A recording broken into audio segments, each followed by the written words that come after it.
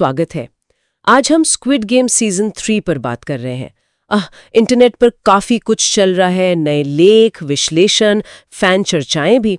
Final season 27 जून 2025 को आ रहा है, तो जाहिर है उत्सुकता तो बहुत है।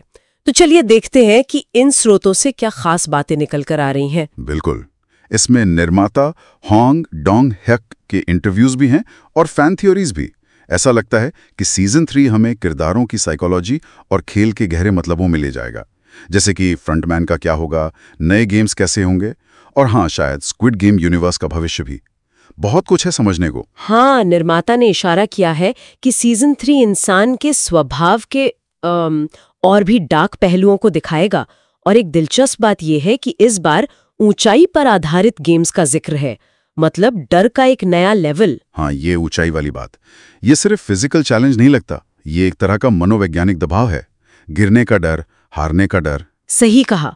और ट्रेलर में वो बच्चे के रोने की आवाज जुनही के बच्चे की तरफ इशारा है ना। बिल्कुल, मुझे लगता है उसका किरदार सिर्फ एक प्लॉट पॉइंट नहीं होगा, वो शायद एक प्रतीक है कि क्या इस क्रूर दुनिया में कोई मासूमियत बच सकती है।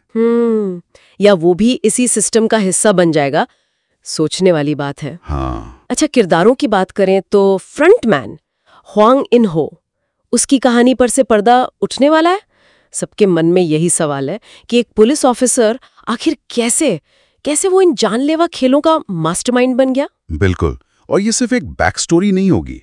मुझे लगता है ये दिखाएगी कि कैसे सिस्टम या हालात इंसान की नैतिकता को धीरे धीरे खत्म कर सकते हैं। ये शो का एक सेंट्रल थीम भी तो है। हाँ, और पिछले सीजन में वो छोटे छोटे हिंट्स थे, जैसे उसका हेयर स्टाइल संग वू जैसा होना। हाँ, और वो सादा दूध ना पीना जो गेहूं की याद दिलाता है, ये शायद जानबूझकर रखी गई डिटेल्स थीं, ये दिखाने के लिए कि कोई भी उस अंधेरे रास्ते पर जा सकता है। किरदारों की तरह ही शो के विजुअल्स भी तो बहुत कुछ कहते हैं। वो खेल के मैदान की दीवार वाली ड्राइंग, मास्क के बदलते डिजाइन, गोल, तिकोन, चौकोर, यूनिफॉर्म्स, कंचे, डालगोना, ये सब फिर से दिख रहे हैं। हाँ, वो सिर्फ सजावट नहीं है, हर प्रतीक का गहरा मतलब है। मास्क का आकार सीधा सीधा पदानुक्रम दिखाते हैं, कंचे वो मासूमियत और फिर विश्वासघात का खेल बन जाते हैं, और डालगोना बचपन की यादें और जिंदगी मौत का तनाव एक साथ। सही कहा। ये सब दिखाता है कि शो में हर चीज एक दूसरे से जुड़ी है। सत्ता, नियंत्रण, इंसानियत का खोना, ये सब थीम्स इनमें झलकती हैं। फैंस भी इन संकेतों को खूब पकड़ रहे हैं। रेडिट और टिकटॉक पर तो मतलब थ्योरीज की बाढ़ आई हुई है। एक मजेदार थ्योरी ये चल रही है कि नए खिलाड़ियों को शायद सोच समझकर चुना गया है, जैसे अलग अलग तरह के लोगों पर सिस्टम का असर टेस्ट करने के लिए। अच्छा, ये तो दिलचस्प है। हाँ, और कुछ लोग पुराने बचपन के खेल जैसे why did you come to my house की वापसी की उम्मीद करें, शायद और भी भयानक रूप। ये फैन थ्योरीज दिखाती हैं कि लोग कहानी से कितना जुड़े हुए हैं। और एक बात और है, निर्माता ह्वांग डोंग-ह्यक ने एक स्पिन ऑफ सीरीज की संभावना भी जताई है। हाँ, मैंने भी पढ़ा था। तो मतलब सीजन 3 गेहूं की कहानी को शायद खत्म करेगा। शायद, लेकिन स्क्विड गेम की दुनिया शायद यहीं खत्म नहीं होगी।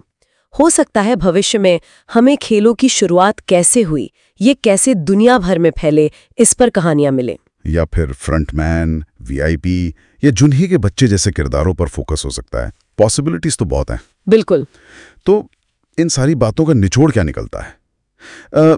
लगता है सीजन 3 बहुत इंटेंस होने वाला है। इंसान के अंदर का अंधेरा और गहराई से दिखाया जाएगा। ऊंचाई वाले खेल डर को और बढ़ाएंगे। हाँ, और फ्रंटमैन का अतीत सामने आएगा। वो शायद सिस्टम के शिकार होने की एक और कहानी होगी। और जुनही का बच्चा वो कहानी के केंद्र में रहेगा। उम्मीद और निराशा के बीच एक अहम किरदार। स्पिन ऑफ की मजबूत संभावनाएं। बिल्कुल। और अंत में एक सवाल जो ये सब सुनकर मन में आता है, जब ये खेल इंसानियत की सबसे बुरी साइड को सामने लाते हैं, तो क्या कोई सच में जीतकर भी अपनी इंसानियत बचाए रख सकता है? ये एक बड़ा सवाल है। शायद इसका जवाब हमें सीजन 3 दे, या शायद ये सवाल हमेशा हमारे साथ ही रहे।